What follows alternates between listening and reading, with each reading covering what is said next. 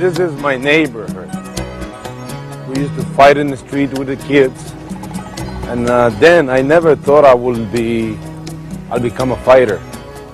But I was born in so much poverty. And poverty that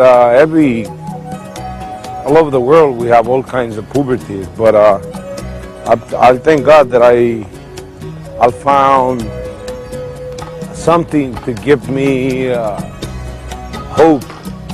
And boxing was the sport. I love boxing. And I appreciate that God gave me the opportunity to do what I did. Until the 5th grade, I was doing good until my father told me that I had to quit school, something that I really like and I enjoyed it because I believe in education.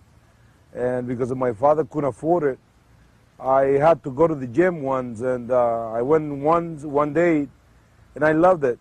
And that was the end of my poverty. Ruben Olivares was one of my idols. I always admired him, and I knew I was going against a great champion. But I knew also that he was 33 years old, and I was 20 years old. You know, I had the youth within me. And in the early fight, I felt that I was behind points because, like I said, Olivares, he was a great champion. I knew that I was behind points, and in the 9th round, my trainer told me, Alexis, we're behind in points. You better do something. You better come up with something good. And I put myself together. I was able to block all the noise and concentrate and use a little more speed. And like I said, because Olivares was 33 years old, and I was 21 years old, 20 years old, going to 21, I was young. I put my punches together, and all of a sudden, I hit him in the chin, and I went down. I was mad by then, and I say, stand up and let's keep fighting. 8, 9, Olivares is up. Arguello might pull off a huge upset here, as Olivares was stunned, ran right into a left hook. Arguello gets new life.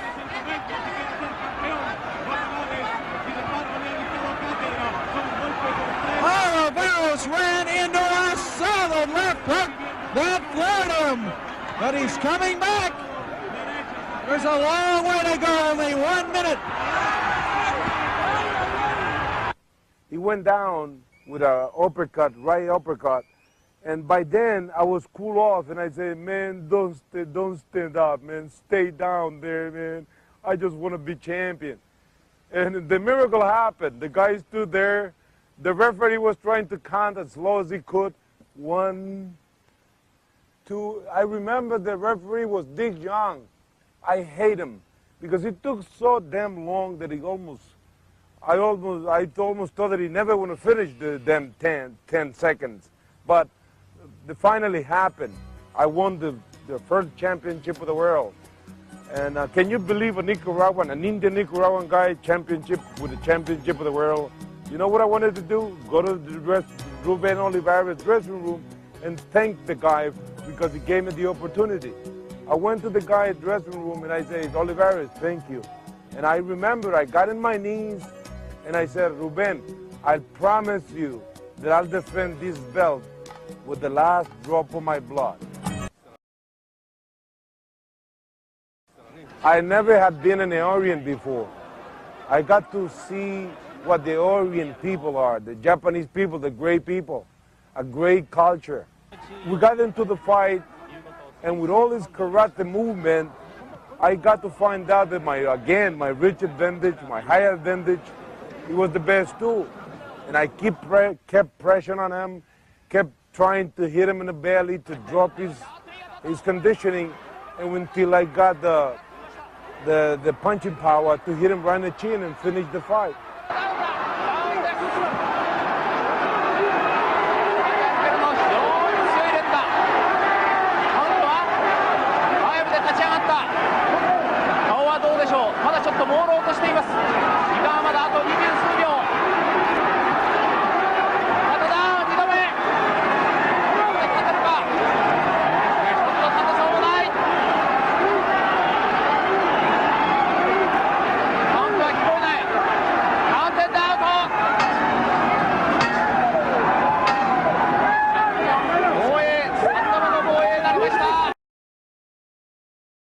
Alexis Arguello was a fighter I admired very much. He was disciplined and a great gentleman. He wasn't very big physically, but he hit very hard. Remember, this is fifth round action.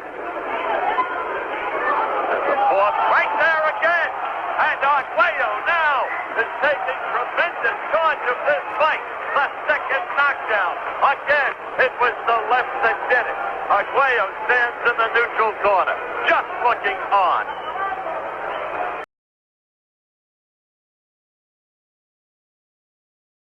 While expressing my admiration for both fighters, I must confess. Oh, that left!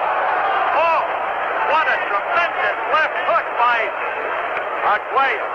Escalera's guard was down. Look at him. That's it. It's over now. Once again, the second time around. Arguello does it to Escalera in the 13th round. In another devastating fight between these two gladiators. No need to pour it on. That blood just spurted out before that left hook. It was horrible to see.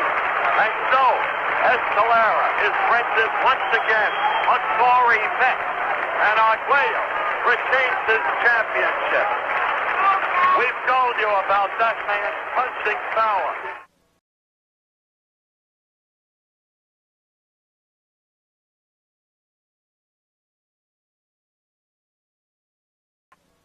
My mother brought me up, I think, in the right way because I really respect humans. We should respect each other. It's not for what we do, it's for what we are. We're humans. We should know that respect among us, we always will bring peace with each other. And that night with Mancini, even though I was 29 years old, I knew I was fighting against a youngster, a younger guy, a guy that was hungry to give his father what his father never got, what the World War II took away from him. It was his title with Sami Anga. And he got drafted, he went to war, he never got the title shot. During the fight, I was displaying what became known of my brilliance is because I was a 15-round fighter, and Mancini was a 10-round fighter. And I was using my mastery and my reach advantage, my height advantage. And my trainer told me to knock him out because of the negative publicity that we got. But I got into the ring in the first round, and I tried him out. And he was strong like a bull. And I went back to my corner and said, forget about it, guys. He ain't no first round knockout. This kid is tough. When you hit the opponent in the body, you drop his conditioning. And as much the fight goes on, the fighter loses intensity and loses strength. I remember in the 9th round, I went out and tried his hands again, and I felt them weak. And I went back to my corner and said, hey, guys, I got him. Now I got him. Let me work from now on. Rembrandt must have painted like Alexis Arguello fought. The strokes of the master's brush were probably like slow-motion versions of the strong, patient movements of Arguello's hands during a fight. While fighting, Arguello's eyes were intense and inquiring, and as Rembrandt's must have been before attempting to paint a wisp of hair or the stubble of a beard. There's no rancor or hatred in Alexis Arguello's eyes. His are the eyes of an artist, not a fighter. Watching Arguello fight is like enjoying the subtleties of a great Renaissance masterpiece. There is rich color and detail in his performance. His jabs are straight, strong, and accurate. His body punches are delivered with care. His right crosses and left hooks are issued with awesome potency. And against Ray Mancini, Arguello displayed these talents by painting his canvas slowly and with precision. To me, I knocked him out in the 12th round, boom, boom. I hit him with the right hand, and I hit him, and he turned over, and he put the knee, the right knee on the canvas.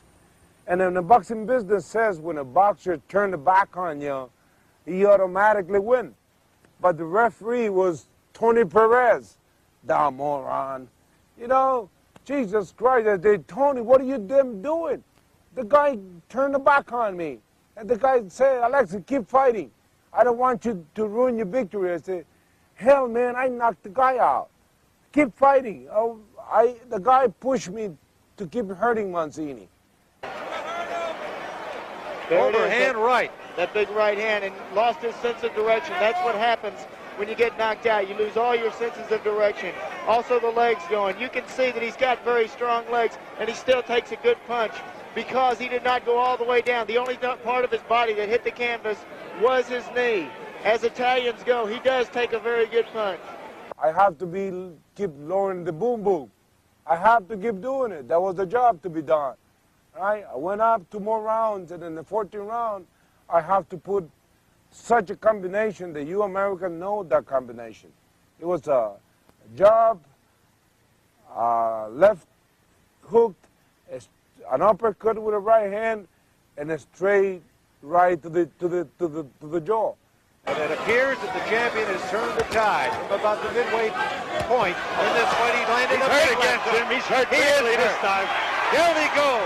Right hand set him down, but it was 2 strong lefts, and that's it. Tony Perez says that's enough. Rightly so, Tim. He was hurt badly. There's no sense letting it go on any further. You two guys are a credit to what it's all about. Here is the challenger, Ray Mancini. Come on in here. Good.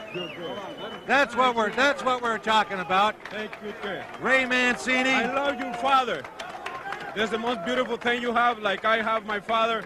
Take good care of you. You're going to be a good promise. And I promise, if I can do something for you, let me know, please. Thank you. Okay?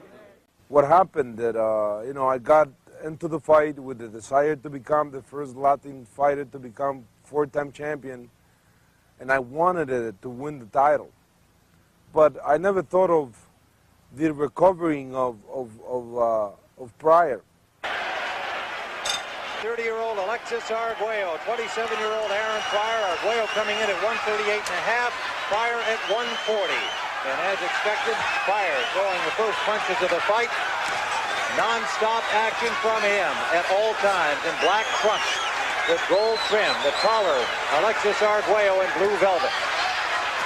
A right hand scored by Arguello, the best punch of the early going. He wobbled Pryor.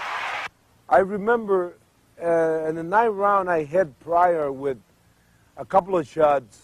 They both look like they've lost a little snap, and just as I said it, a big right hand by Arguello, and another one. Trying to follow up, Arguello on the attack.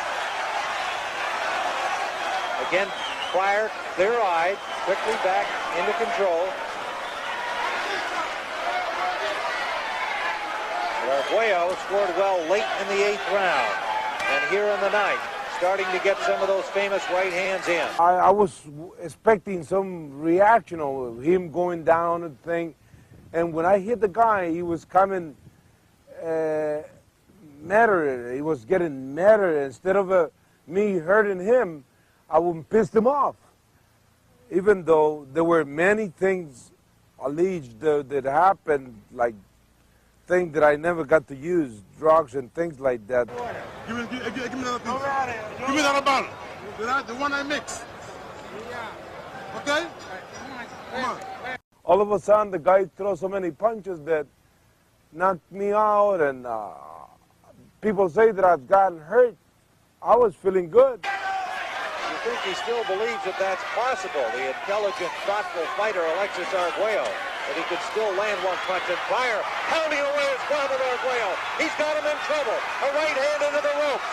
Arguello in trouble. Well, we know Pryor's a great finisher when he gets you hurt. Yes, he is. This one's going to be over. Arguello trying to survive on the ropes, and that's it. A knockout score. But I was feeling the effect of the punches that he hit me with. And I just remember that I laid on the floor, and that was over. But what doesn't show on the tail of the tape is experience and length of time of throwing punches and absorbing them. Alexis Arguello has been a professional 8 years longer than Pryor, has had a total of 50 more professional fights. the second fight, it was kind of the same thing. We went to Vegas and Caesar Palace, and I still wanted it to win. Aaron is a fighter with speed, power, stamina, and a tremendous heart. There are questions, too, about the great Alexis Arguello as well. You're looking at him right now. Most people feel he's in the best shape possible at this stage of his career. But at age 31, after reported 83 pro fights, how much does he have left? And mentally, has he been able to erase the memory of the terrible beating he took in the first fight? I still felt that I could win the fight. I could win my fourth title. And with that sound, this championship bout is underway, and as usual, Pryor in the white trunks, the champion, the junior welterweight champion, comes out fast, trying to smother the much taller Alexis Arguello. Unloading early, Aaron Pryor. WBA rules, 10-point must, 3 judges. And Alexis Arguello is not standing for any of the smothering. 3 inches taller. Let's see how loose he can be. And on his trunks with the American flag, down goes Arguello. He caught a sneak right hand, and his eyes are like roulette wheels. Time may take its toll right tonight, and the fight of November. Here's the mandatory 8 count.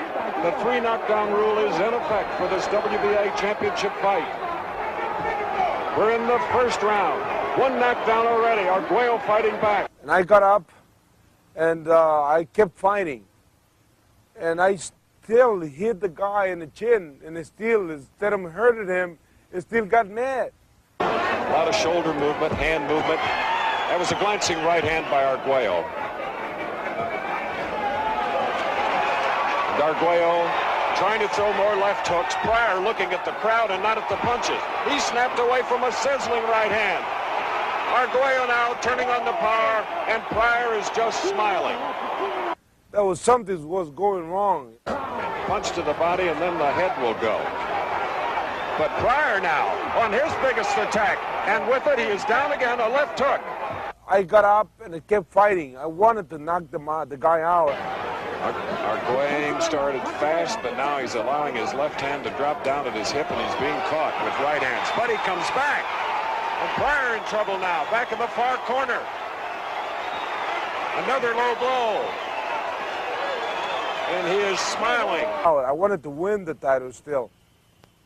But in the 10th round. And it's punches like that could do it. 5 solidly landed punches, and there's another one. And against the ropes, Pryor trying, and down goes Arguello. Round 10. Just too many. He looks absolutely exhausted. Richard Steele right in his ear. This may be the end of a great career. Keep counting. Hurry up, buddy.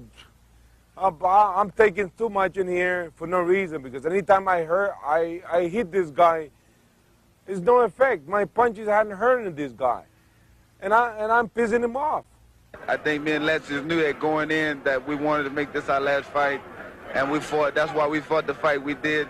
He won 3 titles in boxing. He leaves the arena going home with 3 titles. I'm leaving the ring going home, never been beat in my life. And I think it was just a great fight, and I really thank you for that fight, man. And you had a great job. And if you keep doing boxing, you still have to show the people how good you are. And take good care of yourself. Thank you, man. I do my best. You're a good fighter. Thank you. Alexis coming off the deck twice. We've covered many of your fights. You gave it your very all. Is this your last? Yes. So I had a God before. Now I do it right now. I'm throwing my good friend Pryor. I quit. You have no reason to weep. It should be tears of joy, Alexis, because you have been a tremendous champion, as the winner tonight has said to you. And Aaron, we have to congratulate you. You're a tremendous undefeated 140-pounder. We'll go home to our kids. Good luck to both of you. Thank you. Thank you. God bless you, man.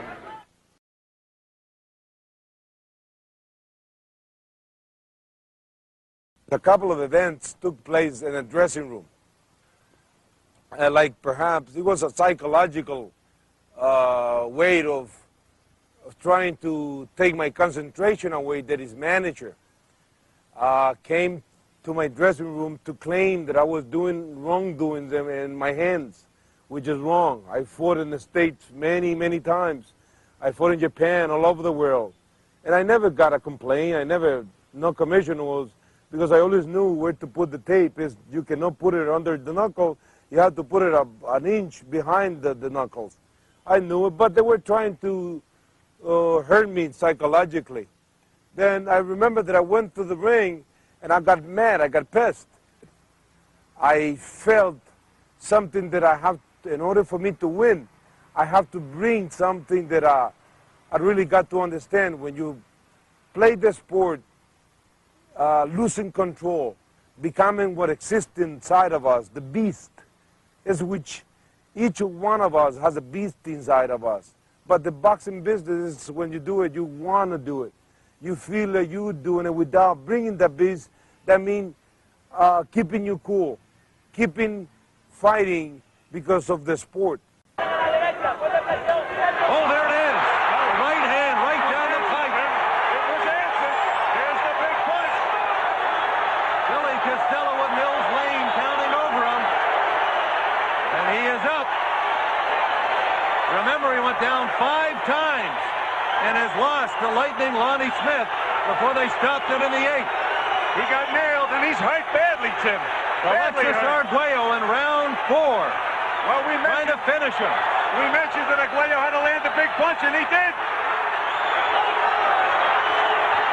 Costello trying to survive over there, wobbly-legged, punching back, but Arguello keeping up the pressure, and they've stopped it in round 4. Mills Lane steps in, and Alexis Arguello with a 4th round stoppage of Billy Costello. I remember seeing my face in the screen in a rerun that I saw that beast in me. And in order for me to win that night, I have to bring that beast. And I don't want to see that beast anymore on me. Because for me to be able to win, I have to bring that beast again.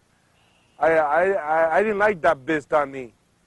And that was the night that I decided to quit, to retire from boxing. First, because I was 33 years old. That was the time that I won my first title, when Olivares was the same age. He was 33 years old, I was 21 years old. I was going to 21. And I said, this is enough for me. I spent 22 years of my life. I tried to do what no Latin men have done. I did the best. I defended my 3 world championships 19 times. That's enough. And I did it, and I'm quite happy.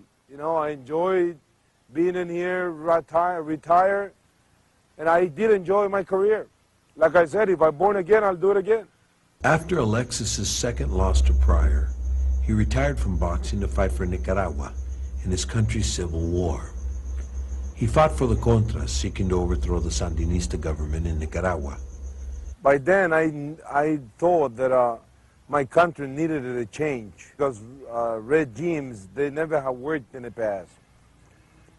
And I felt the need to do that. But the upset for me was when the Sandanista, from being a nationalist, they changed to communism.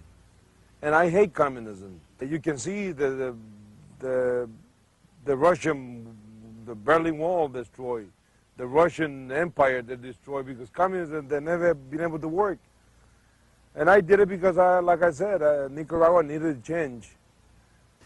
This plate in here is my younger brother, Eduardo. He was killed in the revolution. My father is still looking for my brother. He's still looking for him because he was a nice kid. They got killed within the revolution, and I heard they dumped his body on the common forces that every war get, you know. They don't know who killed them, but they said it was the Somoza guard. They killed him because he was a Sandinista. He believed in what the Sandinista spoke about him, you know, but I don't believe on them because I don't believe in communism. He became disillusioned with the war and all politicians. His finances collapsed into complete disarray.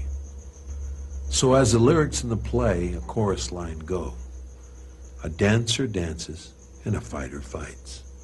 Alexis Arguello! Well, the reason for me to build this gym was to give my Nicaraguan children the opportunity to make the same way I made it in the boxing business.